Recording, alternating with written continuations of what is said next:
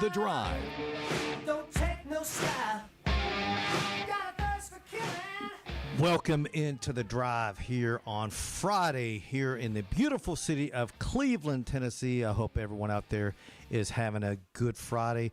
Listen, the weather is still a little bit on the iffy side. I think we're going to have a little mix of rain, maybe some sleet, maybe some freezing rain, but we're not going to get the snow. But around here, 99% of the people I know would rather have snow than ice. Ice, you can't drive on ice, and snow does not bring down power lines and knock out power.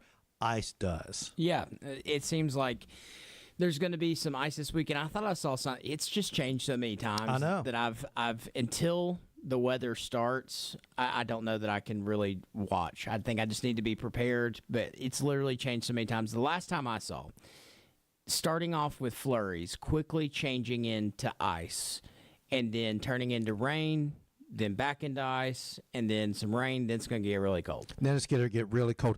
And the wetness on the ground and on the roads that doesn't evaporate will freeze. Yeah. And that's when it's a mess. Good news for the students, though. Yes. Here in Cleveland City and in Bradley County, we are out Monday and Tuesday. The city notified about 30 minutes ago, and the county was shortly after. And so both out Monday and Tuesday out of caution. And really, honestly, I think it's the right call. I do. Like, our kids, at the end of the day, are our top priority. Yeah. We want to keep them safe, and there's no reason to put them in any kind of danger, whether that be morning or afternoon. And so if there's a question that it could be bad, let's just call it. You know, we go those 10 extra days for a reason, so that we can have days like this off if we need. They're built in. They're built in. They're built into the schedule. And like I go to Westwood Baptist Church. We just got a notification that we're not going to have service on Sunday.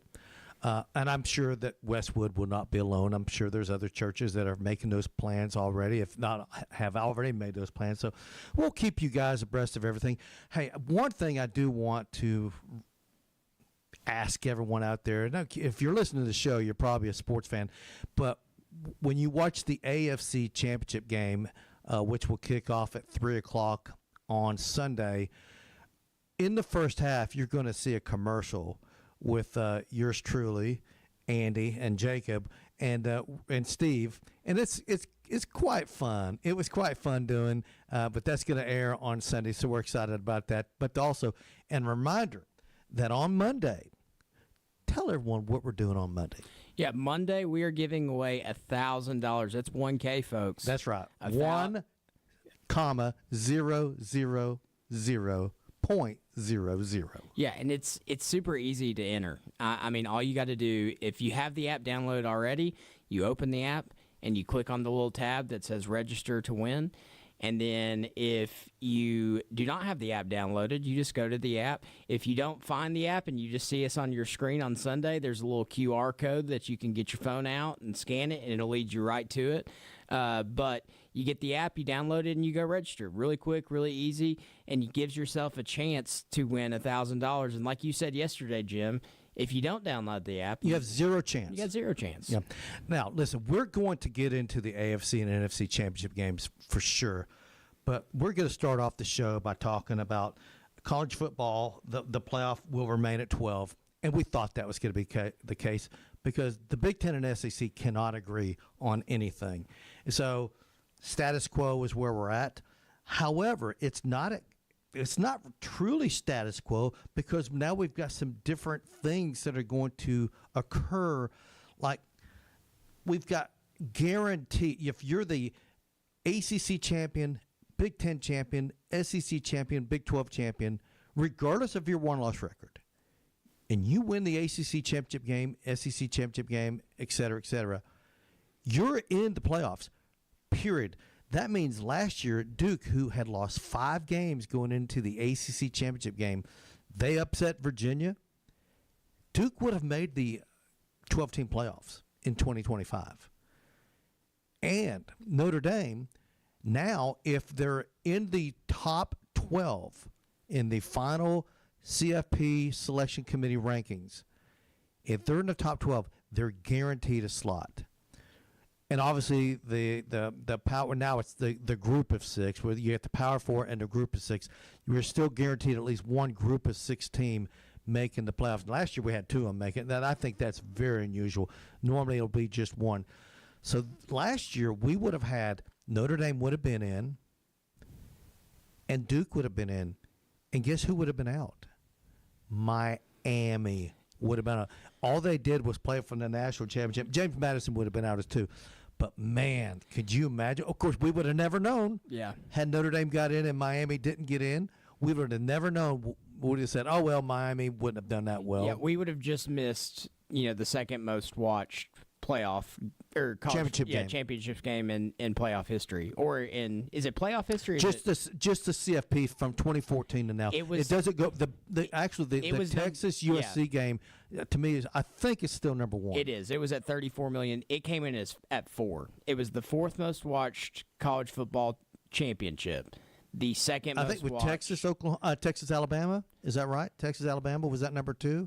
I think it was. That was the one where Colt McCoy got hurt in Alabama. That was Nick Saban's first national championship at Alabama. Yeah, and then the third one was the Ohio State, and this ranked at number 4. I'm going to save my thoughts on this. I'm going to tease this. Come back Monday. If you would have saw our text thread between me, Jim, and Andy today. No, it was more. But I couldn't get in fast. Listen, I text like a turtle. Okay, Andy and Jacob, they're texting, and they're getting 4 and 5 texts in before I finish mine. And by the time I finished mine, there was one I actually deleted mine because either you or Andy said exactly what I was about to text. I went, well, there's no sense in doing this, so I deleted what I was going to do. But it was hilarious. I was sitting there. You can ask the people that were here. I was laughing out loud. They're looking at me. They're like, what are you laughing at? I'm like, I said, look, Andy and Jacob, they're going at it big time on texting. Well, I'll go ahead and tell you this. Me and Andy probably come Monday are going to be throwing stuff across the table at each other. And I'm just going to go ahead and tell you, I'm on the side of the average college football fan. Andy's on the side of Notre Dame. And I'm just going to leave it there. I'm going to leave it just as that. And I'm probably closer to Andy than I am you when it comes to Notre Dame. I don't have a problem with it. But I know what you say is if they shouldn't get a carry. Listen, they're probably going to be around the top 10 more often than not anyway, especially based on the fact that they play semi-soft ACC teams, which is always going to help your overall one-loss record, which I still think that's what these selection committee members go by. It's just your overall one-loss record. They don't look at the strength of schedule hardly ever. Regardless of JMU or not, you take JMU and you put Duke in. Keep JMU. This year, if that's in place, Miami is not there. Miami beat them head to head, and then they went on and went all the way into a national championship and lost in a 44 seconds left interception. Yeah. That ball's not thrown there. There's a good chance that they march down and they could have been our national champions this year. And they would have been left out because we give them a clause that we're not willing to give anybody else in the country. I'm going to save it. So we're going to save that for Monday. Save it because me and Andy are going to go at it. So now, another thing that came down today that you and I are both on the same page. The NCAA has approved up to 2 corporate logos on uniforms beginning August 1st. And you know this is going to happen.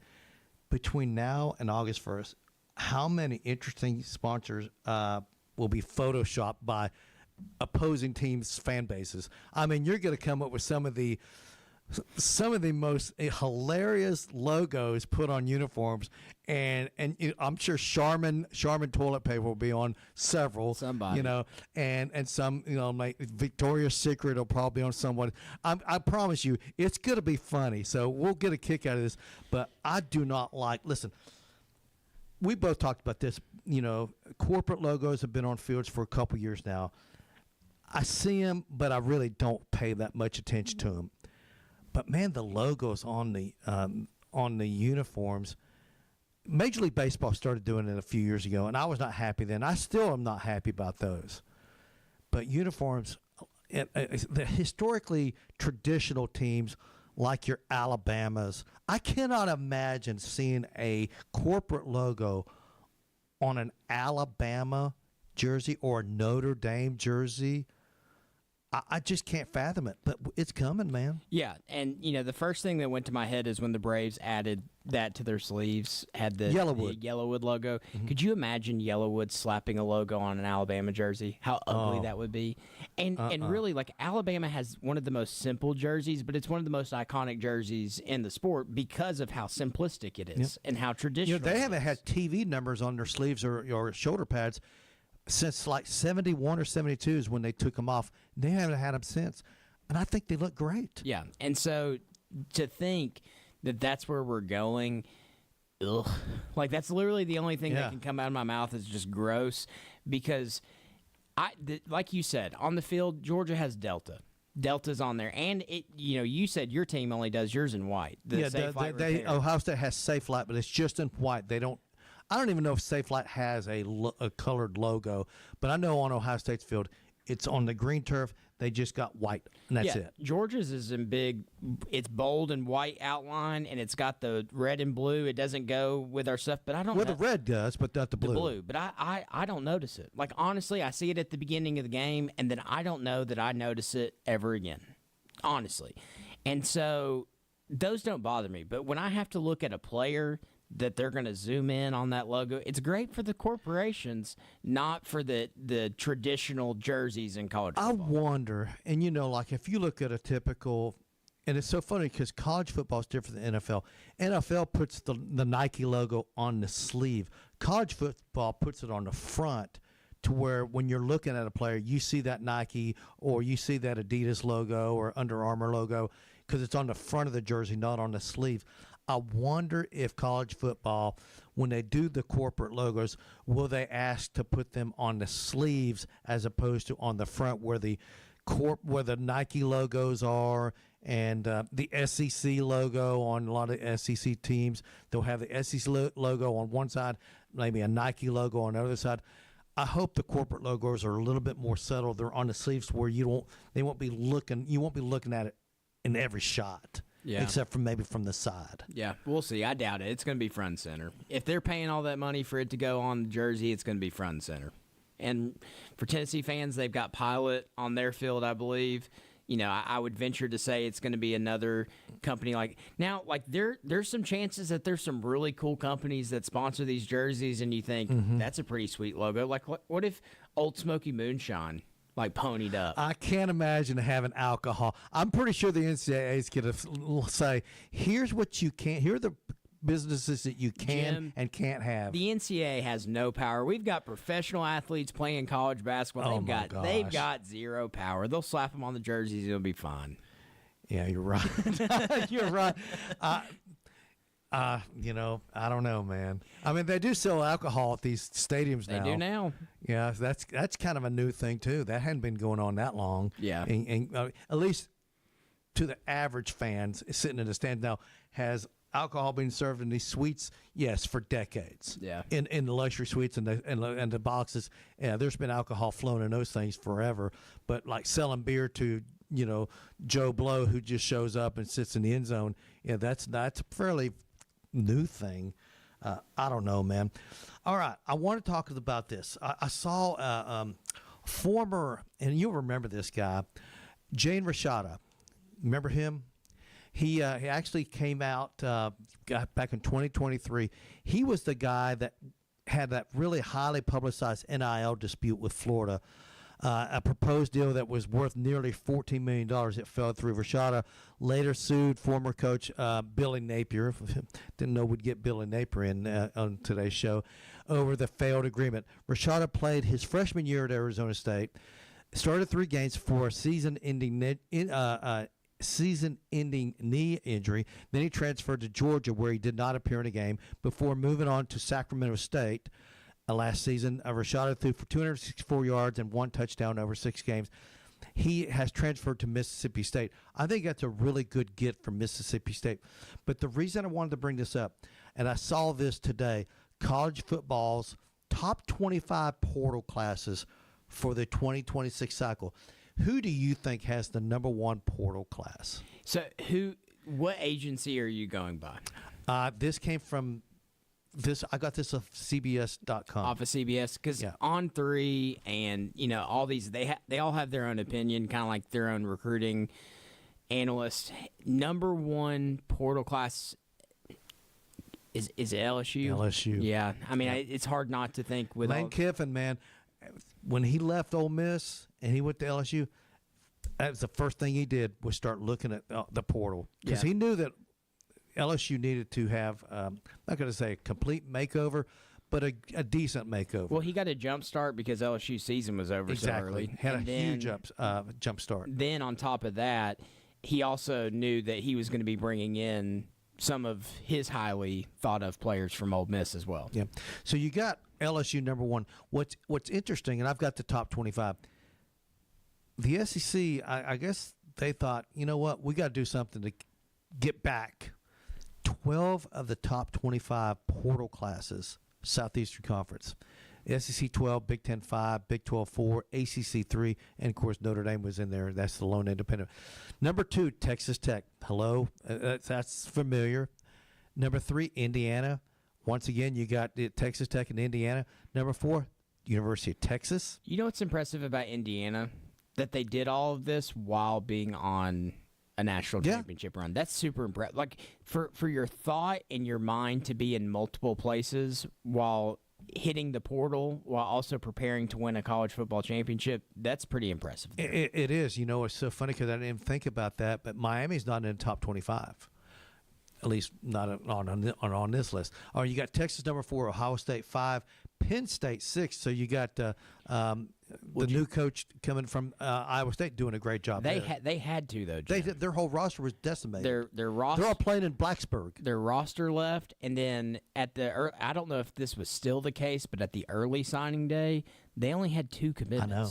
And so they had to hit the Yeah, portal. now from what I've been reading, Penn State's going to have a decent signing class. The late signing period coming up, I guess in a few weeks.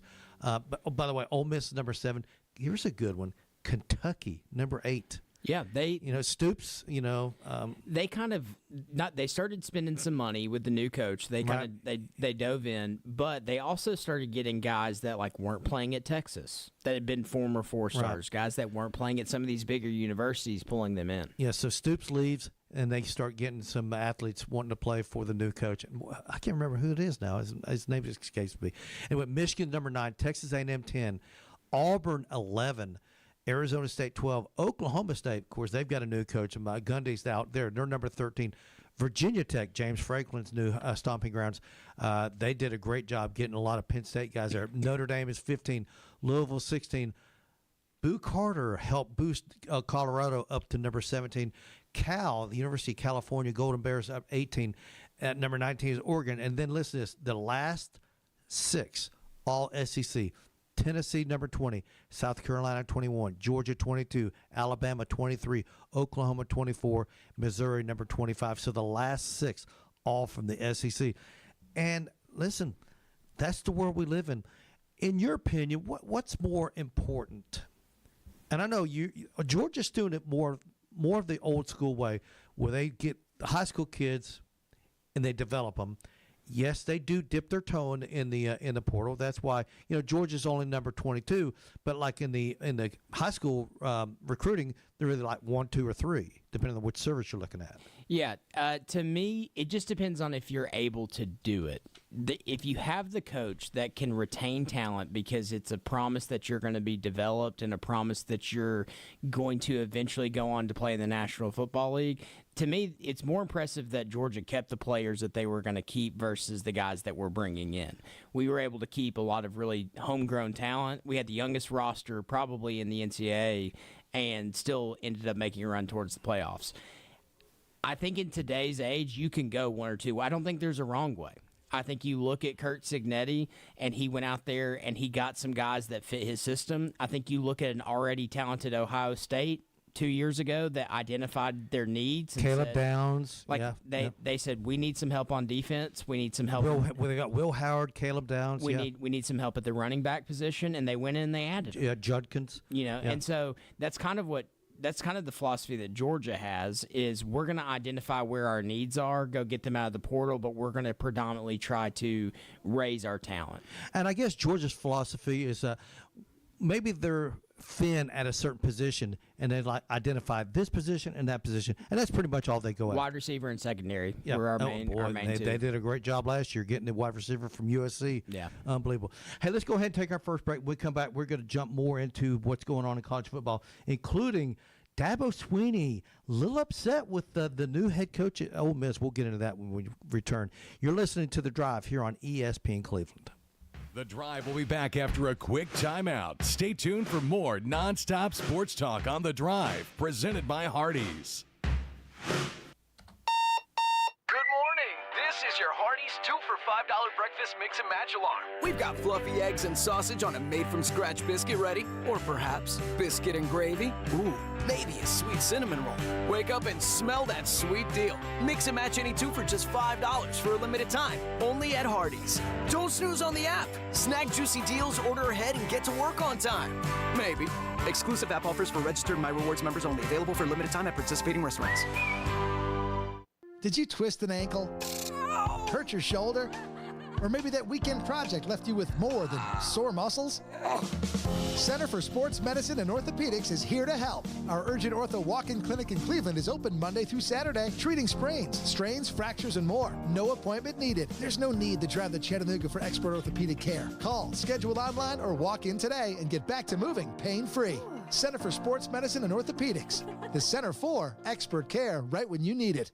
Hey, this is Alfonso, the General Manager of Crown Cleveland, your local home for Jeep and Ram. I'm here to announce that we have revamped our express lane. We are fully staffed and ready to take care of all your quick lube and oil needs. Please Google Crown Cleveland and see our great service specials.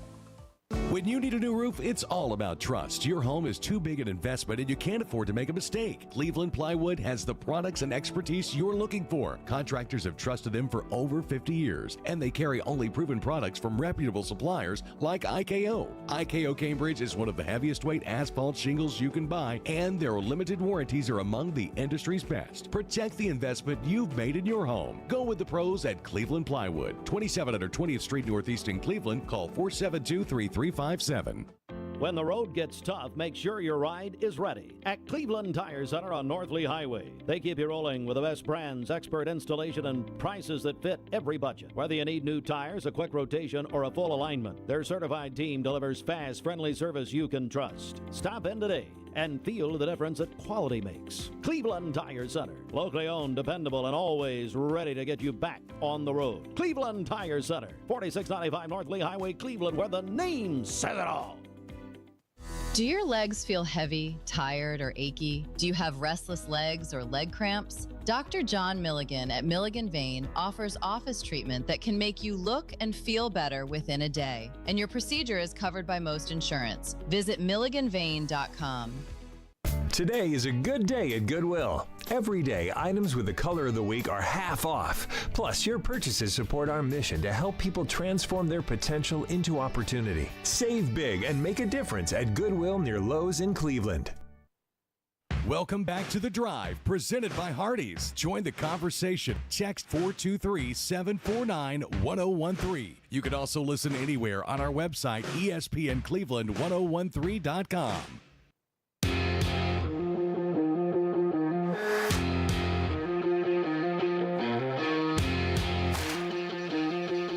Mayfield Dairy Chocolate Milk is a great recovery drink for athletes or anyone who exercises. Rich in calcium and vitamin D, get Mayfield's famous chocolate milk at multiple locations near you. Find out more at mayfielddairy.com. And Jacob, you've got some local sports news that you want to share with us. Yeah, absolutely.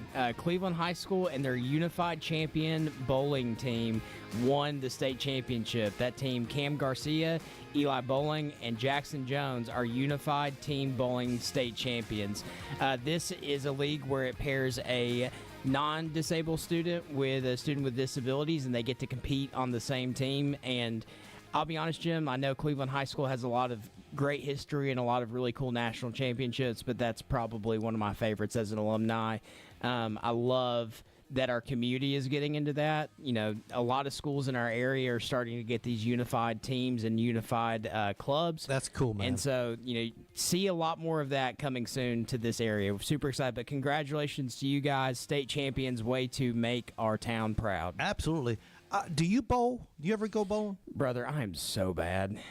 So do you have a high game that you know that you can recollect? Probably like 120. Really?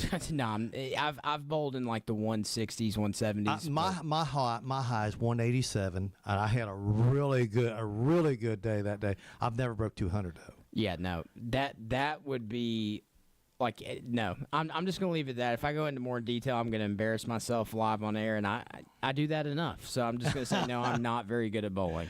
Yeah. All right. So. I guess let's go ahead and get into this Dabo Swinney thing. I saw this right when we were coming on air. You shared it with me, then I saw it on X. Apparently, Dabo Swinney is really upset with Pete Golding, the new head coach at Ole Miss. I guess he's saying that he's tampering with players already on the roster. Man, Dabo Swinney apparently is livid. Yeah, he's not playing around. I mean, He's saying, and I have a hard time pronouncing. Is it Farrelly? Yes. Yeah. Farrelly informed Clemson Luke Farrelly. That Golden texted him during his 8 a.m. class at Clemson. So, to me, he's basically calling it how it is and saying he's tampering.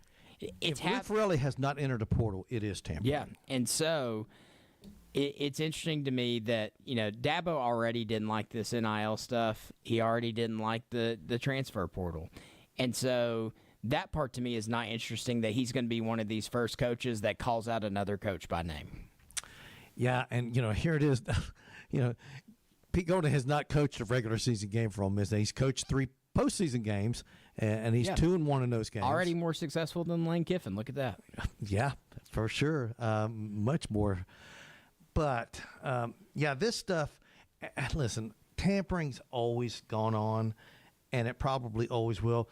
Obviously, Dabo would have never known about this had Luke Farrelly not shared this information. I mean, it was his own personal cell phone. That's the thing that gets me is all this information, and I guess there are people that keep their cell phone private and they don't share it with everyone. But, man, these days, I guess if you want somebody's phone number, you dig hard enough, you'll get it.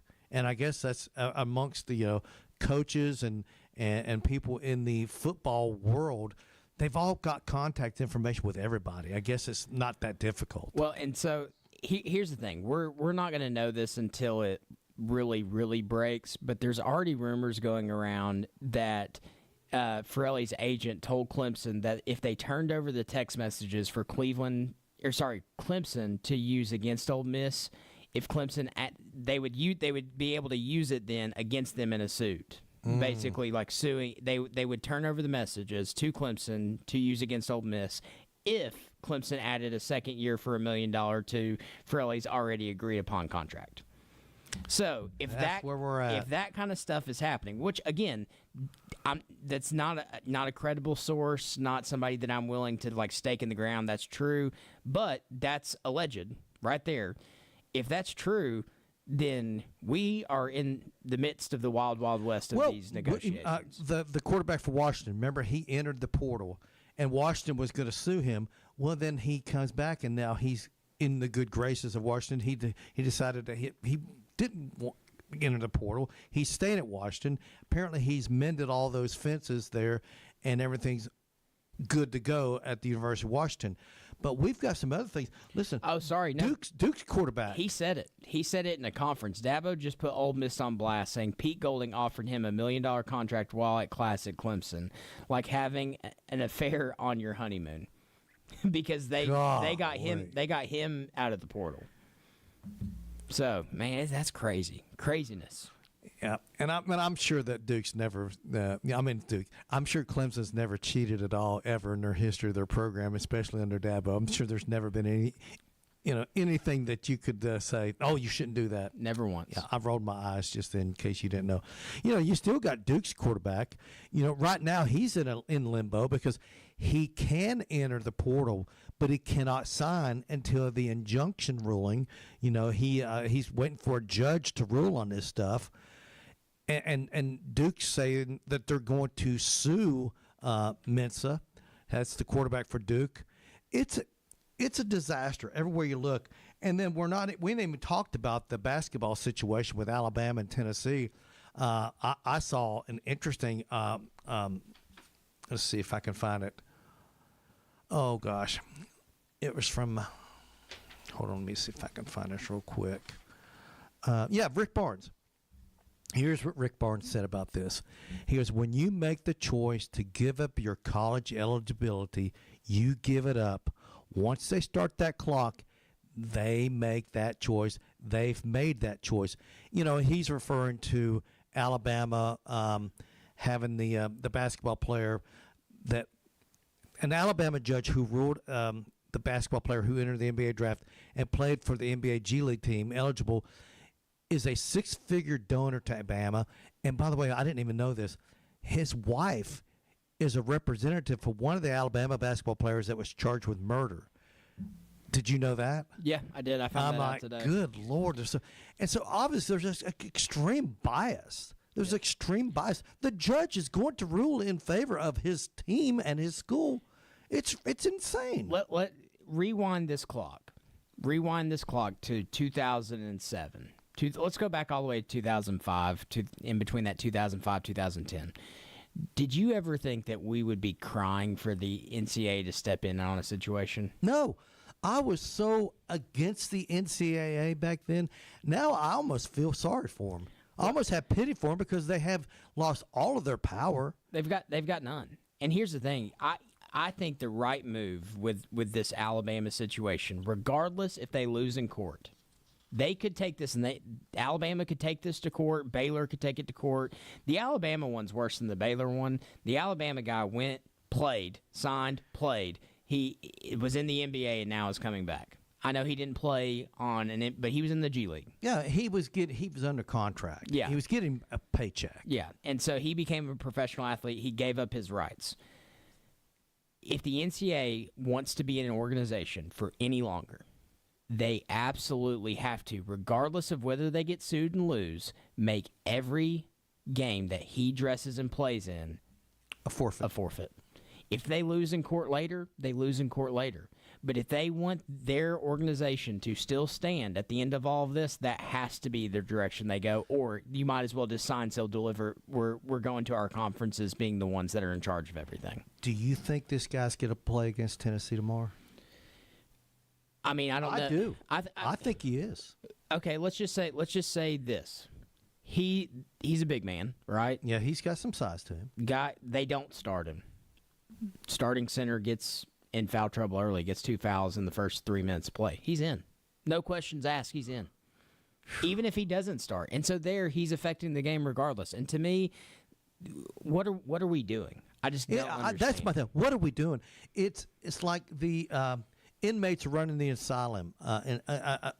It's ridiculous. I can't believe we're actually having these conversations. Professional athletes, and you know how I felt about Pavia. The clock started when he played junior college for 2 years, but he fought that junior college isn't. Yes, it's college. It's not the NCAA, and it's not Division I FBS, but it's still college. There's nothing that says it has to be NCAA or it has to be Division I. Junior college, Division III, Division II, Division I FCS, Division I FBS. The clock starts. Specifically in basketball, though, like Nate Oates spoke today, and in my opinion, he was very misleading. He said something about the academic thing. He was very misleading in his words because there's only 3 rules in eligibility for college basketball.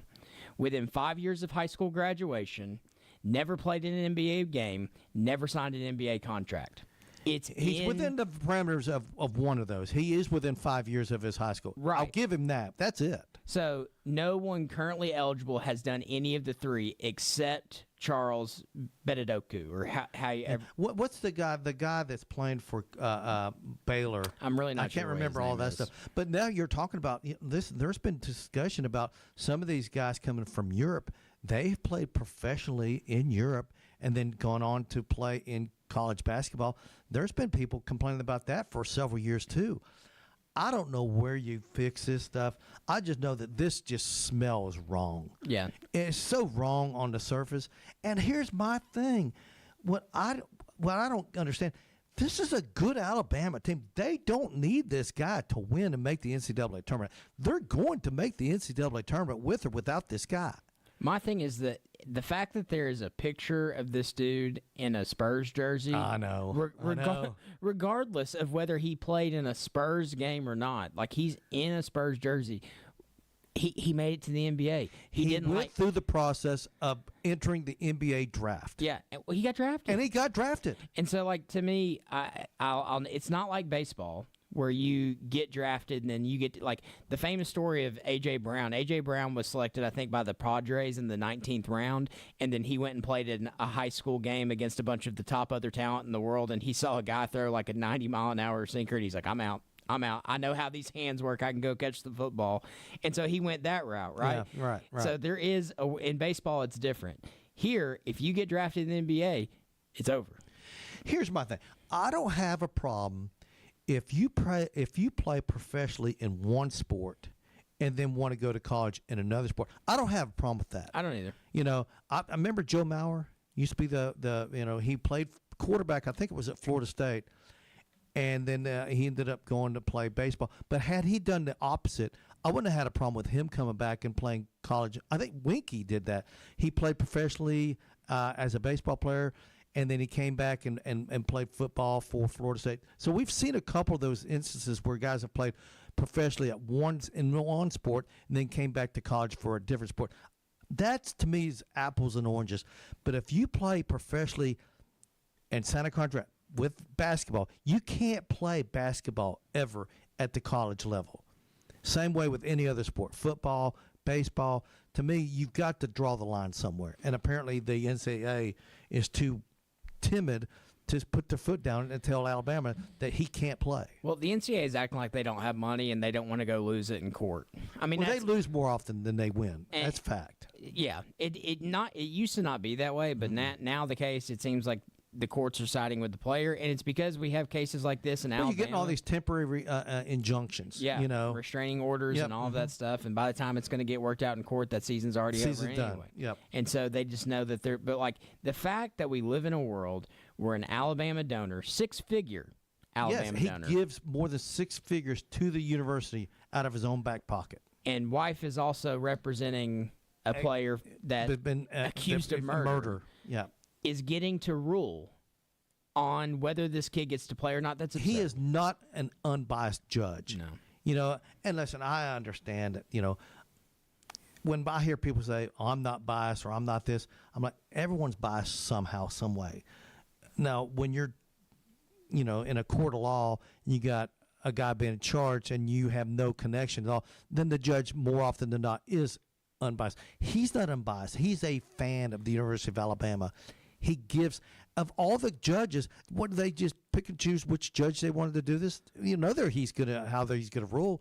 Why do you think they go out and find jurors that know nothing about certain situations? Right. Like, they pick certain jurors that are either not on social media, or like they handpick these people that are going to be non-biased towards a scenario, and we have a judge who is a donor and wife is representing somebody from that. It's ridiculous. I mean, I feel like we have to stop talking about it because I get so mad. I do too. And listen, I don't care about. I'm not a big fan of the SEC basketball, so it doesn't affect me. But I just think it's wrong. Tennessee is going up against a professional basketball player tomorrow, assuming this guy plays. Yeah. That's wrong. My thing is, I care about sports. I care about the lessons that they teach us. I care about the lessons that they teach our kids. And, like, what are we teaching them? I don't know. Let's go ahead and take another break. Hey, when we come back, we're going to get into the AFC and the NFC championship games. You're listening to The Drive here on ESPN Cleveland. We'll be back after this. The Drive will be back after a quick timeout. Stay tuned for more nonstop sports talk on The Drive, presented by Hardees. Hardee's Original Bag is back, but only for a limited time. Pick 2 full-sized favorites for just $6.99. Bag yours before they're gone. Choose from the charbroiled double cheeseburger, hot ham and cheese, spicy chicken sandwich, and our saucy hand-breaded chicken tender wraps. You've got it in the bag. The Original Bag. Any 2 plus fries and a drink, just $6.99. Only at Hardee's. Get the best deals on the Hardee's app. Exclusive app offers for registered My Rewards members only. Tax not included. Available for a limited time at participating restaurants. Price and participation may vary. Could you use an extra $1,000? Of course you could use an extra $1,000. ESPN Cleveland 1013 and Hardees will be giving away $1,000 this Monday during The Drive at 5 p.m. But you must download the ESPN Cleveland 1013 app in order to win. $1,000 is up for grabs. Get all the details right now and download the app at ESPNCleveland1013.com. ESPN Cleveland 1013 is powered by Duracell. Cleveland, the all-new Select Flooring and Remodeling is now open at 5555 North Lee Highway. We carry the top flooring brands you know and trust: Mohawk, Shaw, Engineer Floors, and United Weavers. We also specialize in home remodeling and roofing, delivering quality you can count on. Take advantage of 24 months interest-free credit. Come see us Monday through Friday, 9 to 5, and Saturday, 9 to 2. Call us today at 423-889-3007. That's Select Flooring and Remodeling, 5555 North Lee Highway, Cleveland. From the floors to the roof, we've got you covered. Choosing your next car is a big decision. And at Honda Cleveland, we believe smart choices matter most. That's why if you need service or parts or tires, Honda Cleveland is the place to go. You can get the work completed now and pay over time with up to 3 months interest-free, with no hard credit check, and a 90% approval rate. Let me tell you, that's a great workaround when cash is a little short. Honda of Cleveland is our go-to for vehicles, whether it be used or new. And when it comes time for your next vehicle, take a really smart step with a Honda True Certified Pre-Owned Honda. Honda Cleveland's True Certified Hondas come with an outstanding warranty, a 3-day exchange policy, 24/7 roadside assistance, 2 complimentary oil changes, and more. It's peace of mind you can feel good about, because choosing your next car is a big deal, and we'd be honored to help. Honda Cleveland, your car, your way, every day. I-75 exit 20, just 1 mile east. Hope to see you soon. Hey Cleveland, are you suffering from fatigue, low sex drive, or just not feeling like yourself? Optimize You is the answer that you have been looking for. Our team is here to listen and help you become the best version of yourself again. So find us online at OptimizeYouCenters.com. That's OptimizeYouCenters.com. Welcome back to The Drive, presented by Hardees. Join the conversation. Text 423-749-1013. You can also listen anywhere on our website, ESPNCleveland1013.com.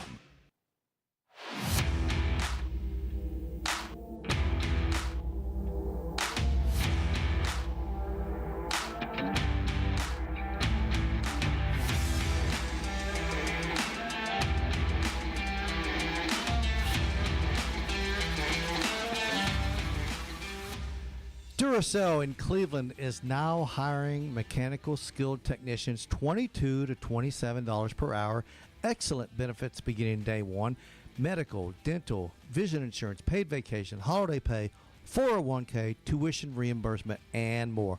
Apply now at Duracell.com. That's Duracell.com. And, of course, we've got the conference championship games going on Sunday. And I'm looking forward to both these games. I think New England, Denver, I think that's going to be I think New England's going to win that game because Jarrett Stidham just doesn't have the, he hadn't played any this year. Not to say he's not a decent quarterback. He is. But, man, I don't want a guy that's playing his first game of the year in the AFC Championship game. Now, that being said, they are the home team. They're playing in the thin air there in Denver. So there is an advantage to the Broncos from that aspect. But, man, give me the team that has an experienced quarterback who's probably going to either be the NFL MVP or runner-up. I think it's between him and Stafford who's going to win the MVP of the NFL this year. But I'm going to go with New England because I think they've got the more seasoned quarterback from 2025 this particular season.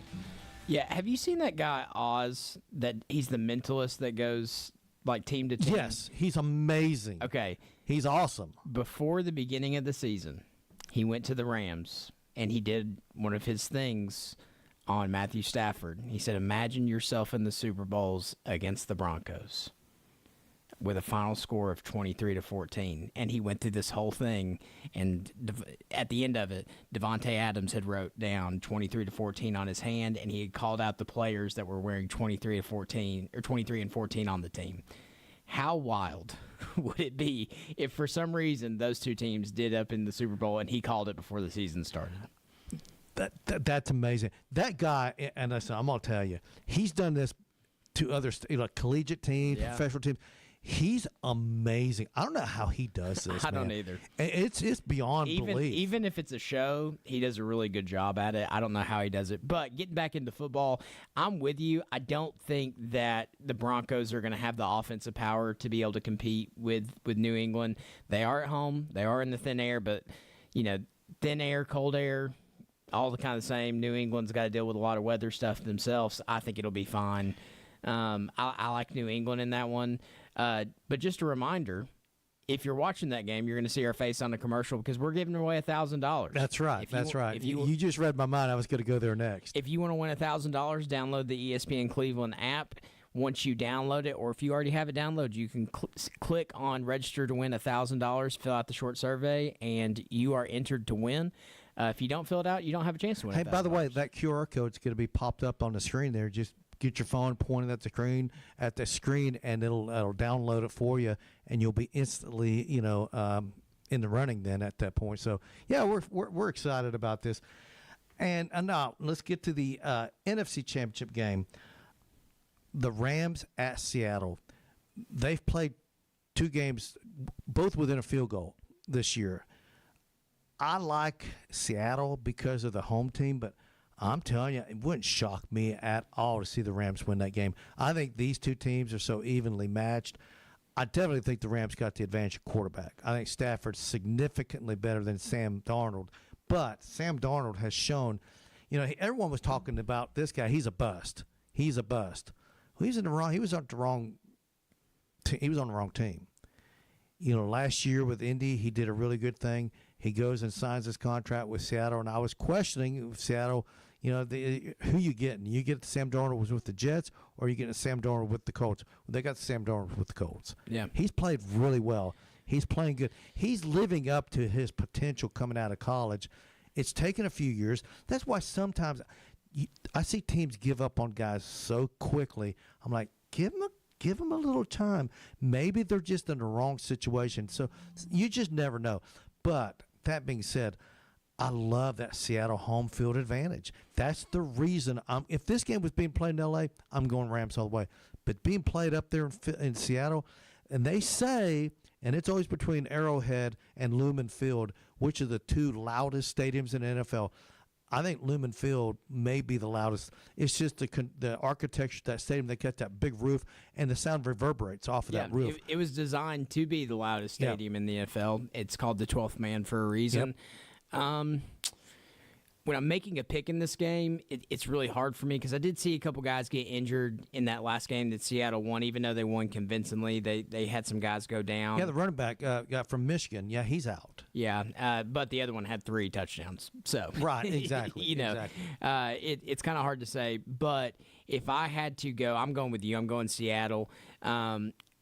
I would love to see the Rams in. I'd love to see Matthew Stafford win another one because I think it would really cement Matthew Stafford as probably a top 5 quarterback. Well, he's a Hall of Famer for sure. But then if you get 2 rings, now you're all of a sudden in the discussion of where does he rank all time about quarterbacks? Yeah, I think he. I mean, that's where you would be at that point. Yeah, I think you could argue that he would be a top 5 guy. You see, I still contend that Dan Marino is one of the top 3 quarterbacks I've ever seen in my entire life, but he never won a Super Bowl. He went to 1 his second year. They got beat by the 49ers, and he never got back to the Super Bowl. it's hard to make the claim that Dan Marino is the greatest quarterback of all time if you only went to one Super Bowl and you didn't even win it. Yeah. He's the best pure passer of a football I've ever seen. I think if Dan Marino was playing in professional football right now, I think he would throw for 6,000 yards. He was so good. He was so far ahead of the everyone else back when he played. But, that's just – I was a stats guy. His stats dwarfed anyone back then. He threw 48 touchdown passes the second year. I think the next closest guy was like 31, something like it. It was absurd how much further he was. But, like I said, no, I think that Stafford, though, if he does take the Rams to the Super Bowl and wins it, he's been to two already. Did he not lose one with the Rams? Didn't he lose one with the Rams like in 2017? I'll have to look that up. For some reason, I thought he went to one. But then, he won. He beat the Bengals, of course. He beat my team in the Super Bowl back in 2021. But so he would be at least have 2 wins, and I think this would be his 3rd Super Bowl, but his 2nd win. So you get a guy that's putting up those big-time numbers, and then he's won 2 Super Bowls, and I think he's actually played in 3. You're looking that up right now, aren't you? Yeah. I think that Stafford played in 3 Super Bowls. Maybe I'm getting him confused with someone else. He has made 1 Super Bowl appearance. Okay, I'm obviously confused. It was who was the Rams quarterback? That's right. It was what's his name with the Lions. The guy who was traded for. He took the Rams to the Super Bowl and lost. Yeah. So Goff. That's who I'm getting him confused with. That's right. It was Goff that took him to the Super Bowl. But no, like I said, I think this would be a great game. All right, I know we don't got a lot of time left, but have you heard the news about Scott Van Pelt? I have not. Okay. There's rumors out there. By the way, in case you don't know, he's on he does the late Sports Center, like on Monday nights. He always does the Monday night recap and national championship recaps. He's always around the big games, and he does a great job. There's rumors that ESPN might move him to 5 o'clock in the afternoons. I would hate that. Yeah. If they do, because to me, he's so much fun, and when he has Stanford Steve on there, the bad beats is about as good a segment as that. You know what I'm talking about, the bad beats. Absolutely. When him and Stanford Steve are on there and they're doing the bad beats, but there's talk about Scott Van Pelt being moved to 5 o'clock. Now I don't know if that's been confirmed or it's a rumor, but man, if he does the 5 o'clock Sports Center, we're never going to get to see him, man, because we're here. I know. That's a selfish thing for us, but. I just love his late night stuff, anyways, because he's wrapping up college football. He's wrapping up the day of sports, and there's nobody better at it that I can think of than him. The bad beats, in case you don't know what that is like there's you got the point spread on a game, and sometimes it's the over under, and sometimes it's the point spread itself, and he shows how certain teams win or lose based on the last second. I love the ones that are basketball. Teams, the point spread is like 8, and the team that's leading, they're going to win, is 10. And then the guy on the losing team, he just sits back. No one's guarding. He just shoots and sinks a 3-pointer as the buzzer goes off. Now the point spread, they've lost that point spread. That's what's a bad beat. Yeah. And those happen all the time, especially in basketball. Yeah, I can think of tons. I can think of some in football too, where a team is about to cover the spread, and then instead of scoring a touchdown, they knee it at the 1. Yeah, it's the smart football play because you're ensuring that this game is over. Now you can just knee it out.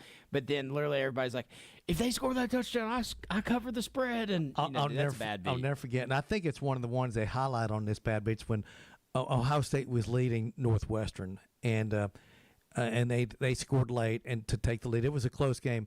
So Northwestern, they get the kickoff and they start doing the backwards pass thing, So what ends up happening? The ball is free in the end zone. Ohio State falls on it, and then they beat the spread because of that. That's a bad beat because, they had the game won, but they fell on it in the end zone, and they beat the spread as well. So stuff like that, it's just so fun. Okay, I saw this. Remember yesterday we talked about the 9 Power 4 teams that finished 2025 without a win against an FBS team? Yep. Or you had your Auburn, Boston College, Maryland, Missouri, North Carolina, Oklahoma State, Purdue, South Carolina, and Tennessee. Those were the 9 teams.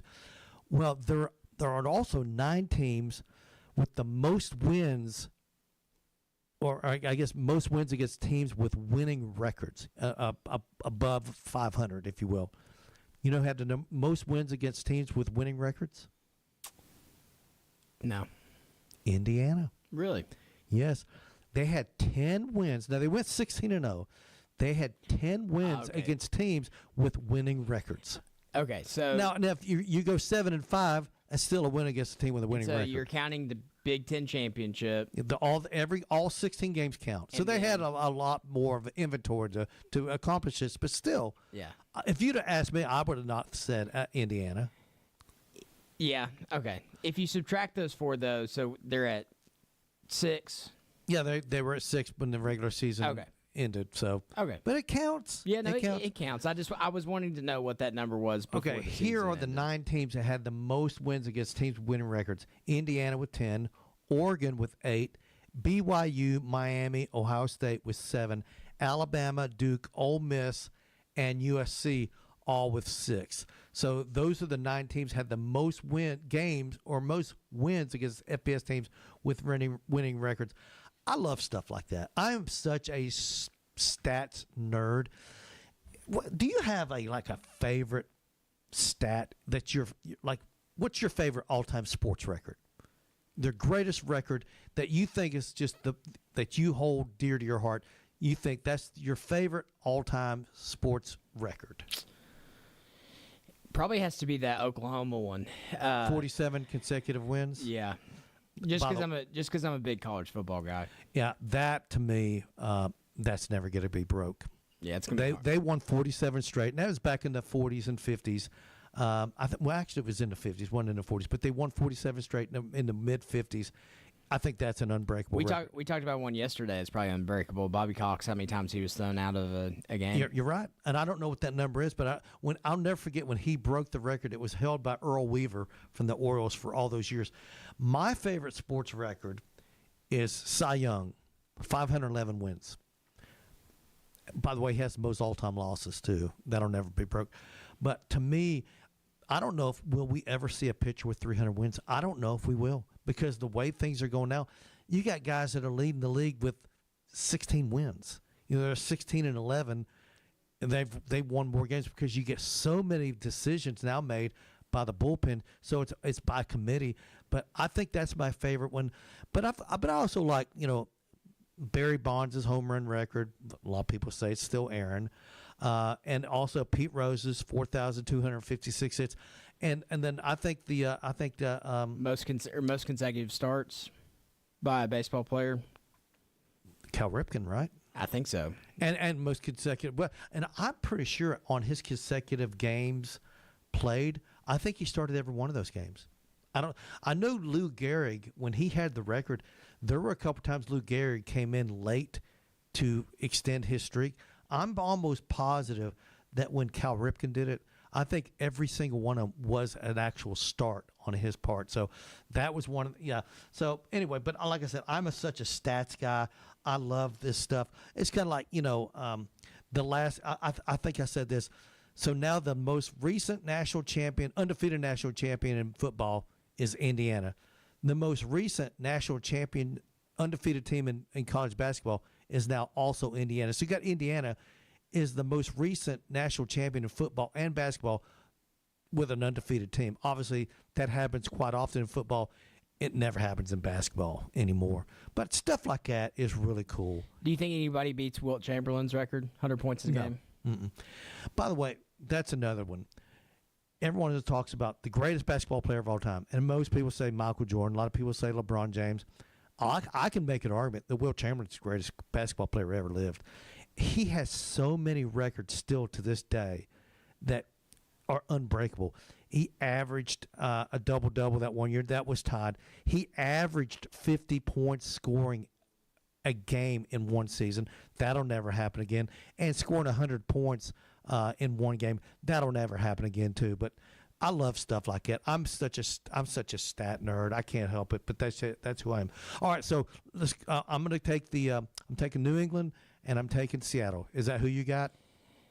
I'll change it up. I'm going to New England. I think Seattle wins, but just for the sake of But argument, you're pulling for the Rams. I'm pulling for the Rams. Remember, download the ESPN Cleveland app. Have a chance to win. Everybody that's a schoolgoer, enjoy your nice long weekend, but we will catch you back here on the show on Monday. You have fun, too. Yes, sir.